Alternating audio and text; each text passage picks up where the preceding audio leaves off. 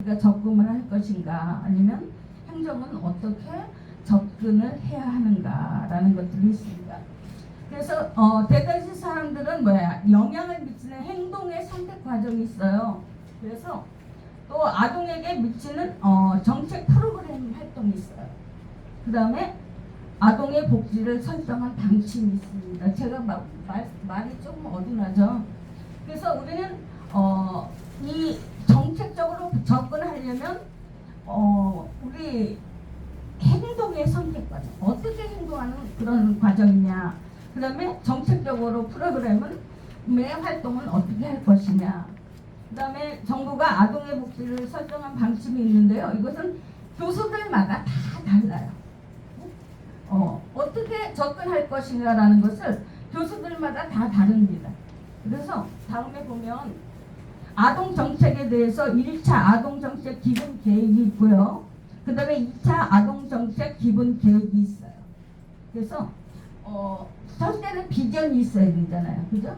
우리가 어떻게 행복해야 될 것인가, 앞으로 우리 아동에 대해서 얼마나 더 발전된 비전을 보여줄 것인가, 그런 것들을 한번 아동 정책에서 연구를 합니다. 그래서 제1차 아동 정책 기본 계획은 비전을 굉장히 많이 주장하고 있어요. 비전 뭐예요? 아동, 행복한 아동. 아이들이 행복해야 되죠. 그죠? 아이들은 행복하지 않아도 웃어요. 보면 얼마나 깔깔깔거리고 웃는지 몰라요. 그렇죠? 우리 유치원에 아이들이 40명 있으면요, 한 번씩 웃으면 정신이 없어요. 얼마나 시끄러운지. 그만큼 많이 웃어요. 그 다음에 존중하는 아동이어야 되는데, 아동은 어디에서 존중을 안 해요? 교회에서 안 해요. 돈이, 헌금이 안 나오니까. 그죠? 존중받지 않는 데가 교회, 유치부, 아동부, 주일학교예요. 근데 정부는 안 그렇죠. 정책적으로 존중하는 아동. 그다음에 핵심 목표는요, 아동 행복도 증진을 하지만 아동 최우선의 원칙에 그런 실현 기반 조성을 해줘야 되는 거죠. 그래서 추진 영역은 미래를 준비하는 삶, 그 다음에 건강한 삶, 안전한 삶, 그 다음에 함께하는 삶. 뭐가 딱딱.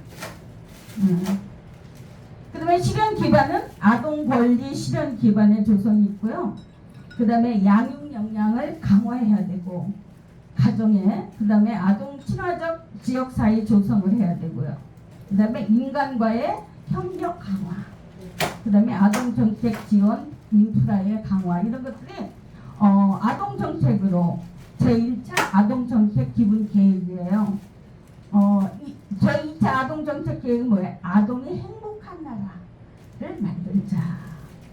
아동 권리의 존중 및 실현은 뭐냐면은 아동이 현재 행복을 누릴 수 있는 그런 환경을 조성해주자. 그래서 제가 유치원에 있을 때 제일 유명한 홍옥화 선생님은 뭐냐면 준비된 환경이에요.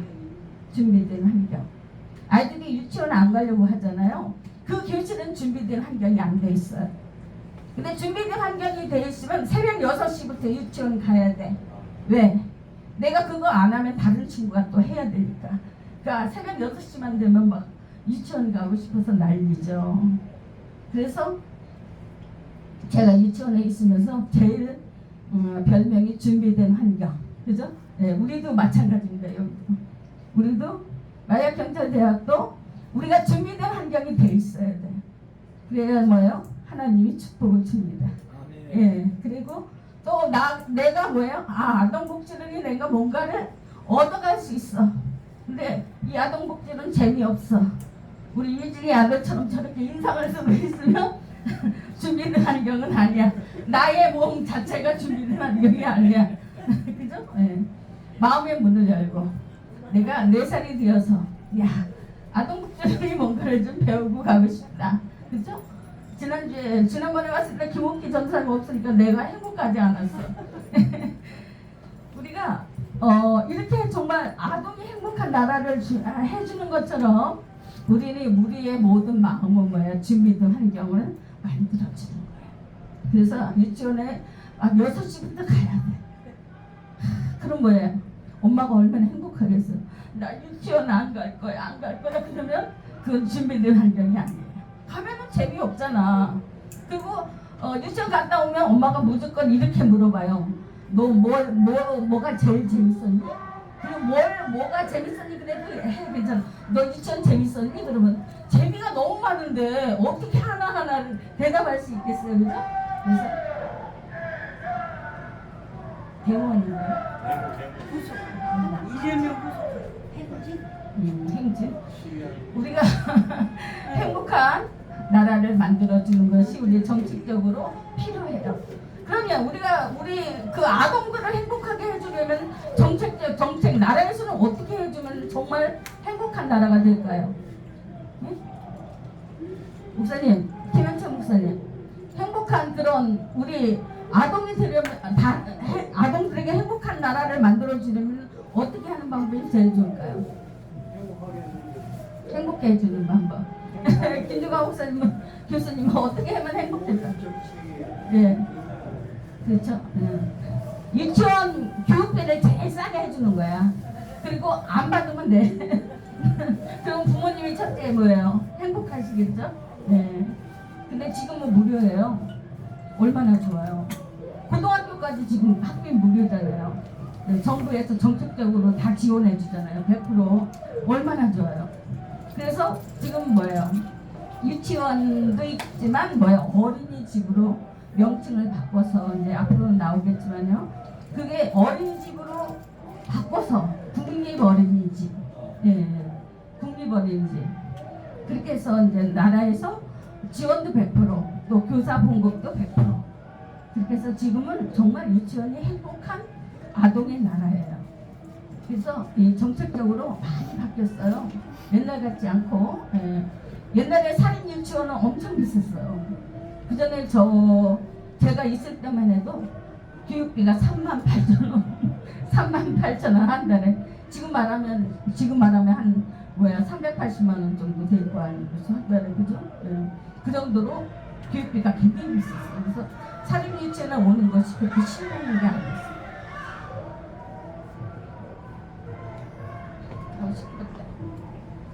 그 다음에 이제 아동정책 3차 방법은 뭐냐면 아동정책 기본계획 비전의 목표예요. 제가 빨리 넘어갈 테니까요. 유인물 드렸으니까 집에 가서 한 번씩 복습 한번 하세요. 제가 한번 중요한 부분만 이렇게 좀 찍어서 넘어가겠습니다. 모든 아동이 정말 날마다 행복한 나라가 되려면 아동이 어디서나 행복하게 자라는 환경 조성을 해줘야 돼요. 이것도 준비된 환경. 그 다음에 아동 권리를 우선 존중하는 사회 문화의 증진이 돼야 되겠죠. 아동의 문화가 바뀌어야 되는 거죠. 그래서 제가 이제 중대 나와서 첫 번째 들어가서 제가 이제 모태신앙이에요. 그래서 나는 그래도 기독교 교육을 할 거야 라고 주장을 했어요. 그래서 월요일은 새 찬송가 부르기, 그 다음에 성경 동화 이렇게 해서 이제 저희 반만 제가 아주 그런 철학으로, 기독교 철학으로 나갔어요. 제 교사 중심으로. 근데 누가 이거를 고발을 한 거예요. 호무카 선생님 맨날 월요일 날 찬송가, 그 다음에 새 찬송가 아이들 새 찬송가를 가르쳐주고, 그 다음에 성경 동화만 해준다. 그래갖고 고발을 해버렸어요. 그랬더니 함성자 원장님이 저를 불렀어요. 선생, 우리 사립에서는 기독교 교육은 안 되는 거야. 근데 제가 원장님한테 그랬어요. 원장님, 아이들이 행복한 우리 중앙유치원을 만들려면 아이들이 행복해야 돼요. 제가 새 찬송가 하나씩 불러주면 아이들은 너무너무 행복해요. 그리고 동화도 우리 유치원 동화들은 너무 많이 알잖아요. 그죠? 근데 우리 성경 동화 하나를 해주면 아이들이 너무너무 행복해해요. 그러니까 원장님이 하지 말라면 안 하겠지만 저는 할 겁니다. 그래서 그랬더니 우리 함성자 원장님, 그러면 홍과 선생님이 사표 내야 돼 그러시는 거예요.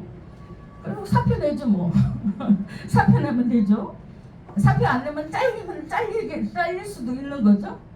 그렇지만 저는 우리 아이들이 행복하게 하기 위해서는 저는 이렇게 할 겁니다. 그래서 저는 거기서 7년 동안 있을 동안 제가 월요일마다는 매일 세찬송가, 그다음에 성경 동화 이렇게 해서요.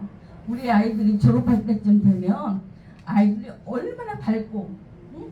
하나님의 사랑이 하나님의 사랑보다 좋은 게 어디 있겠어요, 그죠? 우리는 다 믿는 사람이니까 맞아 그러지만 안 믿는 사람들은요 절에 다니는 아이들도 많잖아요. 유치원에도 40명 중에.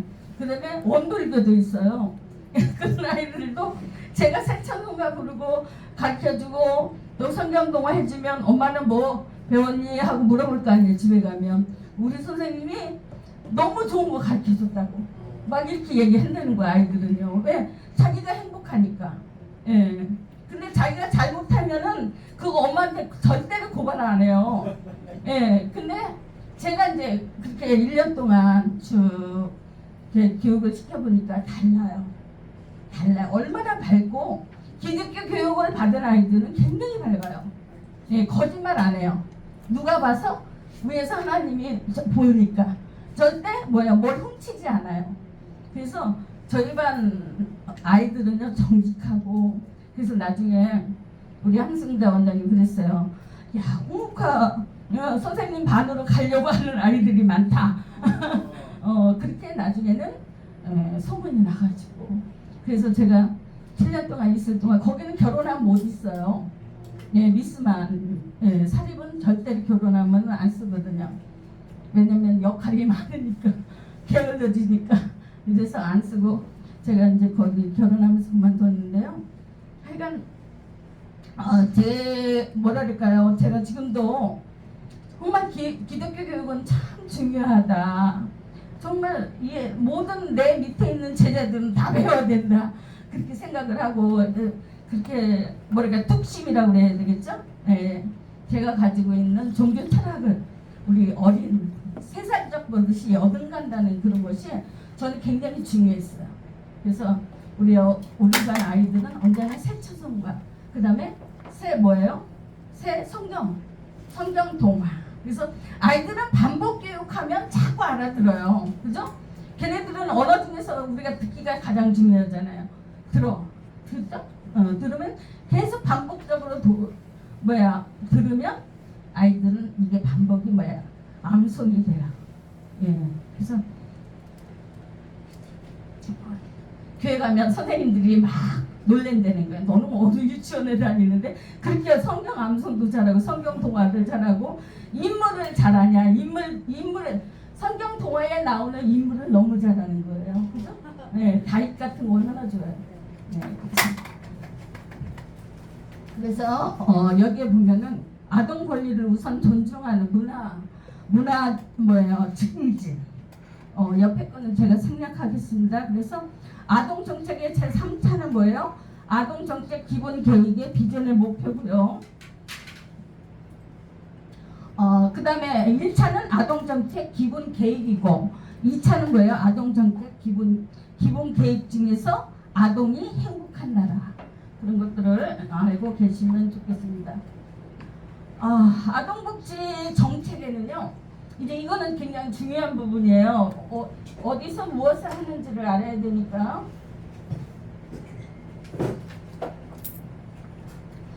가정 입양 지원이 있어요. 가정 입원. 근데 입양하는 거 굉장히 어렵죠. 저도 아들 하나가 있어서 제가 딸을 굉장히 좋아해요. 그래서 딸을 입양을 하나 하려니까 하나도 안 맞는 거예요. 직장 생활하면 안 되죠. 예, 첫째가 그거에 딱 걸려버린 거예요. 예. 그러니까 어린이를 정말 행복하게 할 수 있는 가정에만 주는 거야, 입양도요. 그냥은 안 되는 거죠. 왜? 직장도 다니지. 응? 또 이제 여러 가지가 저기가 있는데, 이 가정 입양 지원은 뭐냐면요, 입양 특례법이라는 게 있어요. 그래서 국내 입양을 우선 추진하며 국가가 비용을 지원하고 법원이 입양을 허가하는 제도예요. 입양도 이게 법원에서 허가가 돼야 돼요. 그렇지 않으면 아들, 딸도 절대로 가져올 수 없습니다. 그 다음에 가정 위탁 보호가 있어요. 위탁. 가정에서 위탁하는 보호가 있는데, 이거는 보호 대상자를 보호하여 적합한 가정에 일정 기간 위탁하는 거죠. 1년이나 한 달, 1개월이나 이렇게 이탁한 그런 것들이 있습니다. 그다음에 소녀 가정 지원이 있어요. 우리 소년 가정, 이게 우리 이제 저희도 청소년 범죄 예방 체험학교를 가지고 있는데요. 비영리 법인으로 거기서 제가 이제 실적으로 소녀 가장 그 아이들에게 지원할 수 있는 것이 2개 있었어요. 뭐냐면 고구마 보내기, 고구마 천평에다 고구마 심어서 고구마 소녀 가정에 먼저, 한부모 가정에다 먼저 한 박스지. 예. 그렇게 보내고 그다음에 겨울에 긴장 담아서 긴장 보내기. 예, 긴장 보내기. 소녀 가정에게, 그다음에 한부모 가정 아이들에게, 아동한테는 그렇게 하고요. 그다음에 이제 우리 종교는, 우리 교회는 좀 어려운 교회들 그런데 한 박스씩 보내기도 하고 그렇습니다. 가정 위탁 보호보다 그 소녀 가정 지원이 18세 미만, 우리 그 보육원 그런 데서 또 18세 이상이면 거기 못 있잖아요. 그죠? 고등학교 졸업해야 나가야 되는데 그 아이들의 문제가 굉장히 심각해서 우리나라에서 네. 어느 가정으로 위탁도 있지만, 가정 위탁도 있지만 어디로 보낼 것인가, 그죠? 그게 굉장히 아이들에게는 소중한 그런 기간이죠. 그래서 18세 이상 되면 보육원에 있는 애들은 나가요. 근데 저희가 이제 노숙자 복지를 하다 보니까 주민등록증이 없는 아이가 있어요. 그런 사람들은 나라에서 정보미도 안 줘요. 우리나라 사람이 아니니까. 근데 그 사람들은 언제 나왔냐? 어렸을 때 나온 거예요. 뭐 초등학교라든지, 그런데 중학교라든지 이런 데 나와서 그냥 자기가 주민등록을 만드는 거야. 만들어요. 그러니까 우리 대한민국 사람이 아니야. 입력해보면 다 알거든요. 그래서 자기는 주민등록을 가지고 있다고 하지만 그건 가짜로 만든 거예요.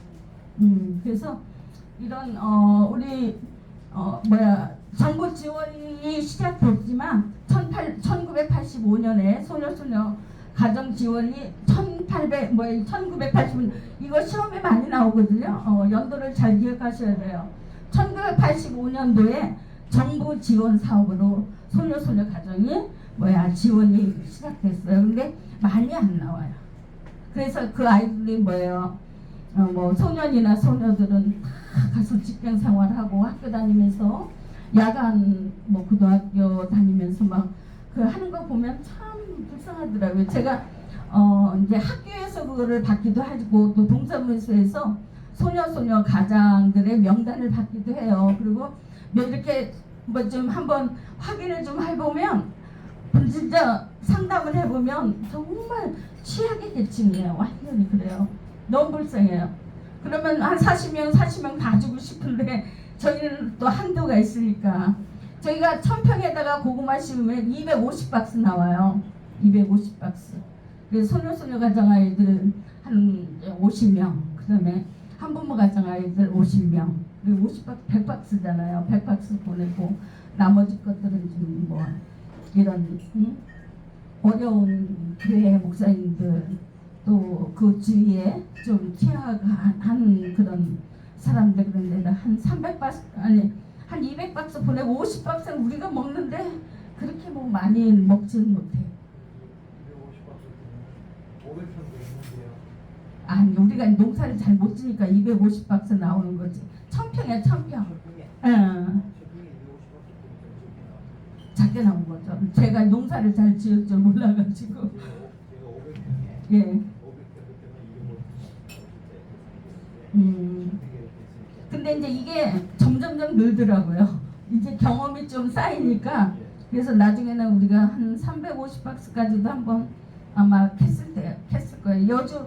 여주 삼북이라고, 거기는 정말 잘 돼요. 고구마가 그렇게 맛있어요. 저는 다른 고구마 안 심고 이제 고구마 얘기가 나왔네. 꿀고구마라고 있어요. 제일 싼 고구마가 무슨 고구마냐면 밤고구마야. 예. 네, 밤고구마. 그다음에 두 번째가 비싼 게 호박고구마. 예. 그다음에 세 번째가 자색고구마라고 있어요. 이거는 암센터만 나가는 데야. 근데 그거는 한 나무에 하나밖에 안 열려. 수확이 없어요. 저희가 반은 꿀고구마 심고 반은 500평은 자색고구마 심었거든요. 근데 우리 실패했어. 전 몰랐기 때문에. 예. 그래서 실패해가지고 다음에는 그냥 다 꿀고구마 심었어요. 왜냐면 이게 경험이 없으니까 다 그런 실패작이 되는 거죠.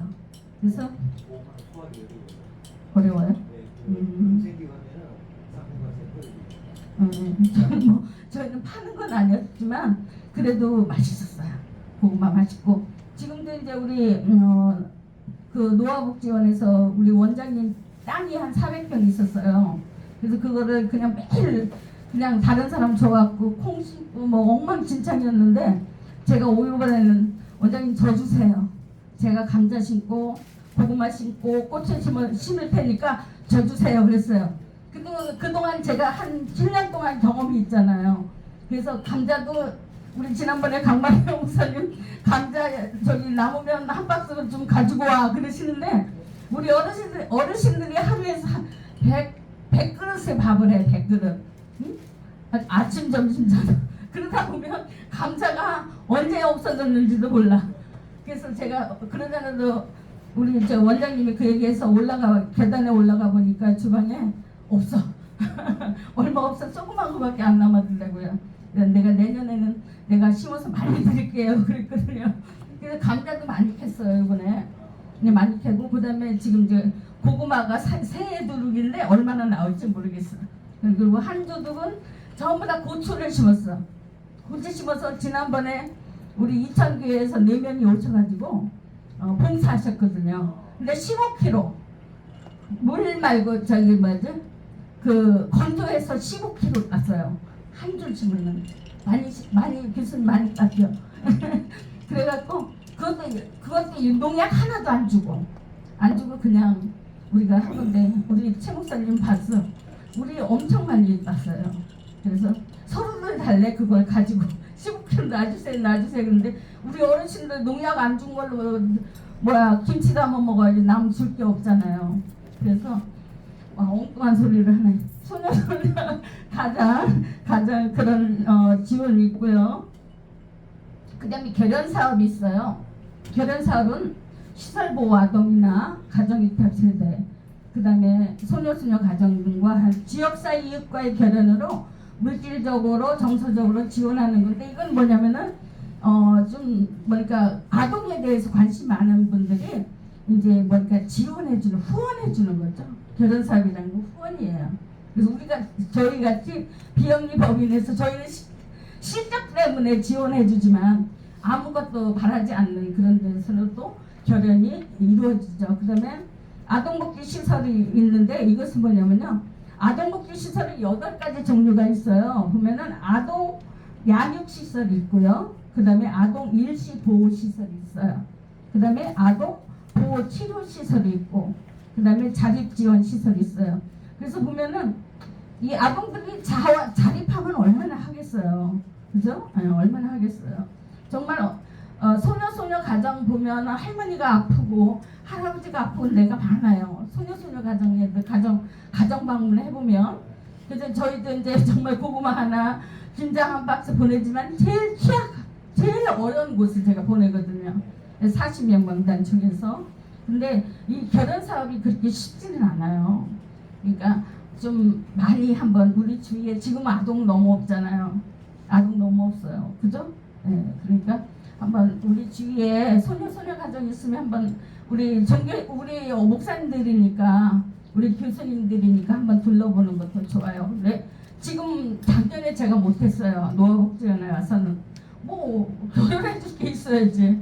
그리고 또 뭐가 있어야지. 그래서 못했는데 제가 이제 고구마 한 1000평 누가 밭을 주면 해서 또 한 번 하고 싶어요. 그거 굉장히 보람 있어요.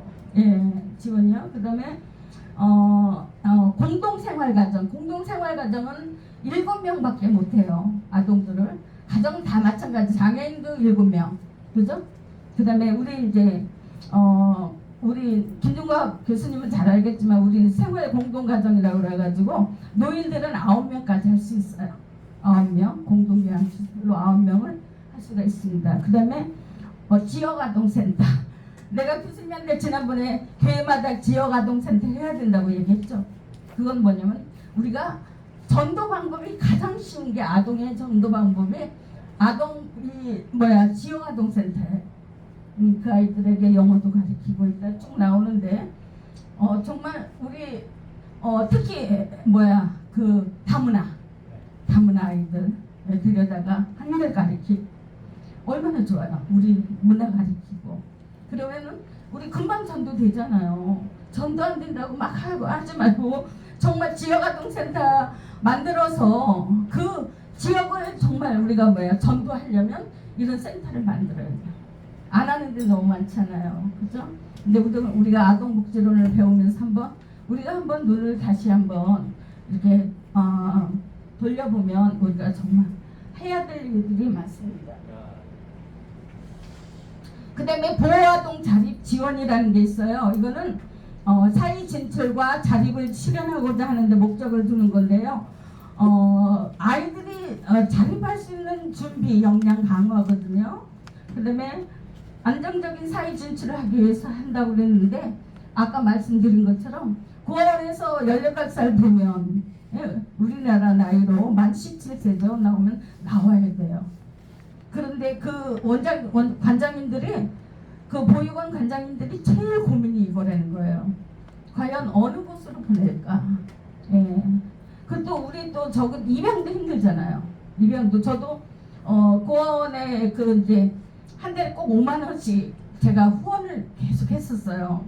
그렇게 한 10년 했으면 하나 줄만 하잖아요. 그죠? 딸 하나 줄만 하는데 안 주더라고요. 직장 생활에서 안 된다는 거예요. 얼마나 서운한지 몰랐어요. 안 돼요. 이게 저런 것도 사회 진출 그런 것도요. 입양도 그렇게 쉬운 게 아니에요. 그 다음에 디딤 씨앗 통장이라는 게 있어요. 이건 이제 대출해 주는 거거든요. 대출 나라에서 장기적으로 지원해 주는 건데요. 이것도 쉽지 않아요.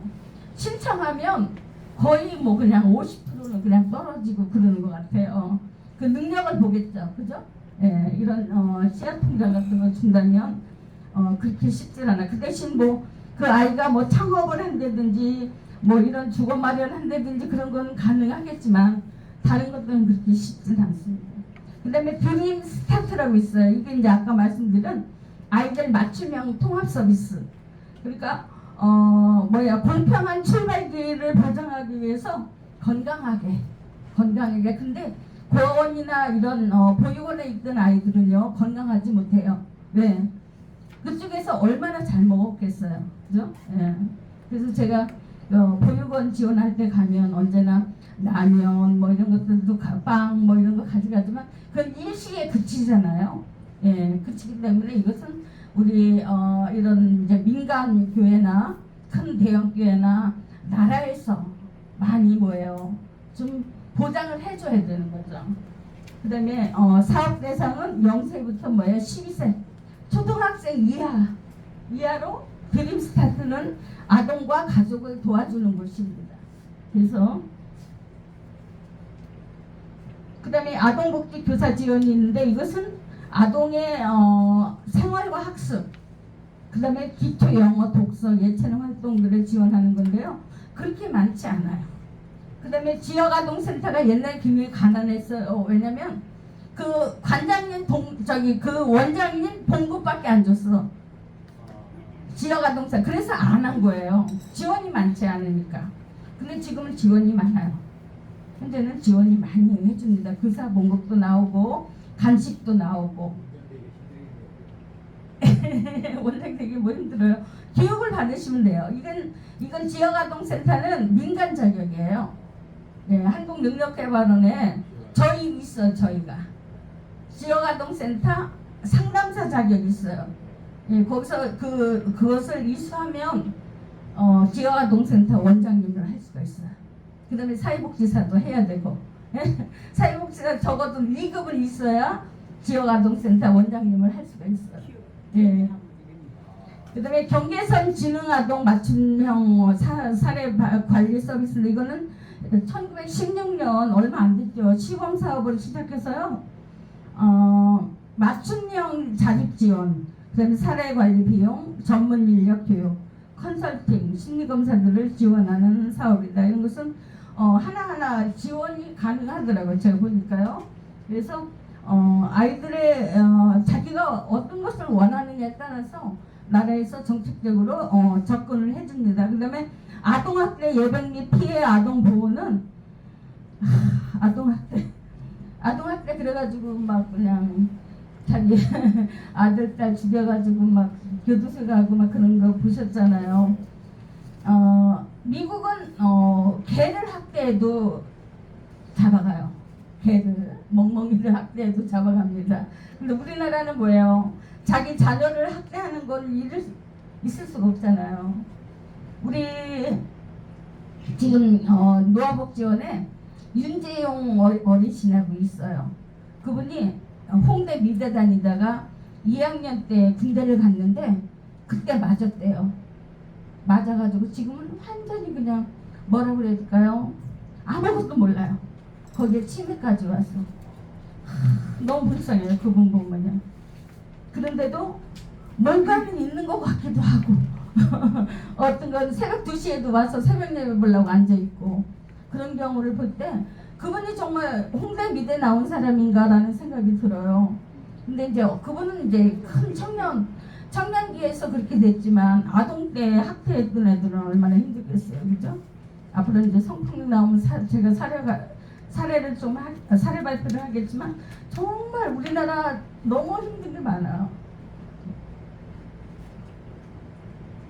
그다음에 실종아동 보호 및 지원입니다. 이것은 우리가 실종아동 등의 보호 및 지원에 관한 법률로서 하는 건데요. 첫째는 신고하고 그 다음에 보호, 일시 보호 이런 것들을 체계적으로 운영하면서 처벌 규정을 통해서 신속한 발견과 보호를 도모하는 사업이라고 하는데 우리나라 그렇게 쉽지 않습니다. 그죠? 과연 모르는 아이들이 왔는데 보호해주는 데가 얼마나 있겠어요. 그죠? 제가 청소년 범죄 예방 참학교 하면서 보호시설을 조금 했었어요. 했는데 문제를 너무 많이 일으켜요. 오면은 뭐 훔쳐가고 마음대로 막 하고 막 그런 데서 보호한다는 게 그렇게 쉽지는 않습니다. 그래서 이것을 정책적으로 접근을 하는 것이 우리가 올바른 접근 방법이죠.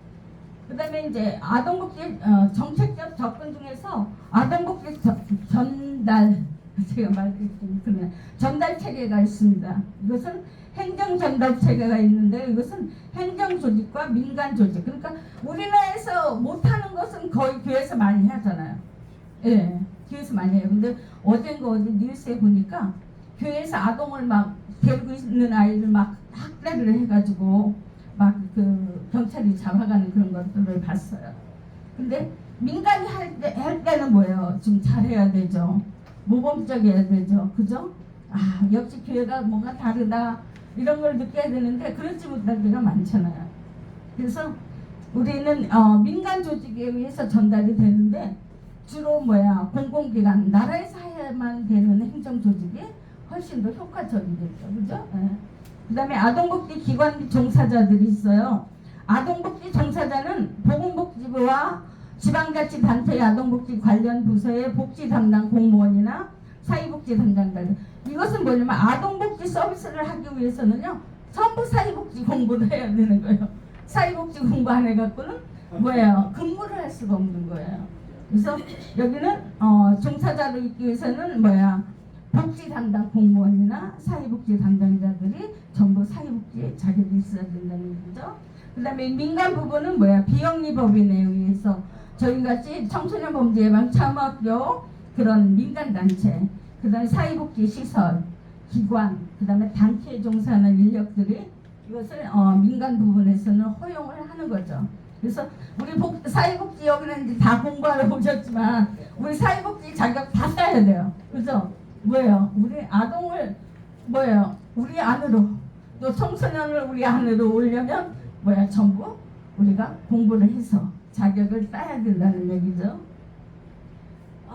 그다음에 아동복지법은요. 아동복지시설 이건 제가 전달 체계만 설명하고 넘어가겠습니다. 집에서 전부 읽어보셔야 돼요. 아동복지법에는 아동복지법은 전달 체계는 아동복지시설에서 전달을 합니다. 그다음에 입양특례법은 입양기관 우리나라 한 군데 있잖아요. 마포에 그죠? 예, 거기서만 우리 입양을 전담을 합니다. 그다음에 이제 실종아동 이거는 경찰청이나 실종아동 전문기관에서 보호를 합니다. 접근을 합니다. 그다음에 아동학대 범죄 뭐 처벌 이런 것들은 아동보호 전문기관이나 경찰, 법원 저희가 청소년 범죄 예방 참학교 하면서 제일 먼저 경찰서에 와서 이런 죄를 지으면 이런 벌을 받는 학교예요. 그래서 일단 들어오면 경찰서에서 이제 조사를 받아요. 조사관한테 조사받고 그다음에 이제 어디로 가냐면은 거기 보면 구치소라고 그러죠. 구치소에 가서 기다렸다가 그다음에 이제 검찰청에 가서 검사한테 다시 조사받은 것을 다시 검사를 받아요. 그죠? 검사한테 그러고 나서 법원으로 넘어가요. 법원으로 넘어가면 이제 법원 판사가 너는 이런 죄를 졌으니까 3시간 봉사활동을 해라. 또 너는 1박 2일이니까 너는 8시간 봉사를 하라. 너는 2박 3일 그거는 가족 체험이니까 너는 12시간을 봉사하라. 이렇게 해갖고 봉사 명령을 내리면 가요. 근데 가기 전에 뭐예요? 얘네들은 법원 구치소 감옥에 들어가요. 예, 저희 감옥도 다 있었어요. 유관순 누나가 볼 수 있는 하늘을 쳐다보는 감옥도 있었어요. 그래서 하나 딱 들어가. 이제 제가 이제 학교 폭력 나오면 저희 이제 PPT 보여드릴 거거든요. 그 감옥으로 들어가면 하나씩 다 보내요. 하나씩 들어가면 거기서 이제 수의복 입고 고무실 차고 고무실장 신고 그러고서 이제 거기서 반성문 써요. 그러면 학교폭력 담당 경찰관이 와서 싹 색소폰을 불어줘요. 당신은 사랑받기 위해 태어난 사람. 응? 이준아 맞지? 저 양반도 그때 조사관으로 있었어요. 조사관. 학생들 오면 조사관. 그 다음에 어머님은 해. 그래도 당신은 사랑받기 위해 태어난 사람 할 때는 안 울어. 근데 어머님은 딱 나실 때 괴로움 딱 불어주면 애들이 눈물을 쭉 그렇게 해서 나는 절대 죄를 안 진다. 학교폭력은 저희가 100% 근절했어요. 학교가요. 그런 학교를 저희가 운영했었거든요. 나중에 이제 학교폭력 나올 때 제가 PPT 보여드릴게요. 그 다음에 아동 빈곤이나 이런 것들은 빈곤 예방은요 행정기관 아동복지부서에서 하고 있어요. 아동복지부서에서. 그 다음에 영유아보육법은 유치원 아이들이죠. 7세 이하의 취약전 아동. 그 다음에 장애아동복지지원법은 장애아동지원센터. 요새 장애들에 대해서 얼마나 지원을 많은지 몰라요. 많이 하더라고요. 그래서 저도 장애인 쪽으로 요새 눈을 조금 돌려요. 예. 그 다음에 보호관찰 이거 나와서 제가 하나 사례 발표할게요. 우리 청소년 범죄 예방 참학교 남원에서 했는데 학교를요. 거기에 있는 그 소장님이 계셔요. 보호관찰소 소장님이 계시는데 이분이 얼마나 우리가 자기네들이 보호관찰소 아이들이 오면 저희한테 다 보내요. 왜냐면 다른데 어디 가서 이렇게 뭐라 해야 되나 그걸 이제 시간 이수를 해야 되는 거잖아요. 그럼 보내면 다 가서 엉망진창을 하고 오는데 우리 학교에 와서 감옥에 한번 구치소에 딱 갔다 오면 100% 근절인 거야. 보호관찰 애들이. 그래서 소장님이요 전국에 있는 그 보호관찰소는 다 돌아다니면서 여기 있는 아이들은 전부 청소년 예방 체험학교로 보내라. 그러면은 100% 근절이 된다. 그래가지고 보호관찰소 애들이 얼마나 많이 왔는지 몰라요. 하여간 전북은 다 왔다 간 것 같아. 그래서 이 보호관찰소가 보호관찰에 대해서 굉장히 효과를 받습니다. 그러니까 우리는 민간이잖아, 그죠? 나라에 사는 게 아니고요. 그 다음에 성폭력 방지 및 피해자 보호는요. 성폭력 피해 거기에 상당수가 있어요. 그 다음에 성폭력 피해자 보호시설, 그 다음에 성폭력 피해자 통합지원센터,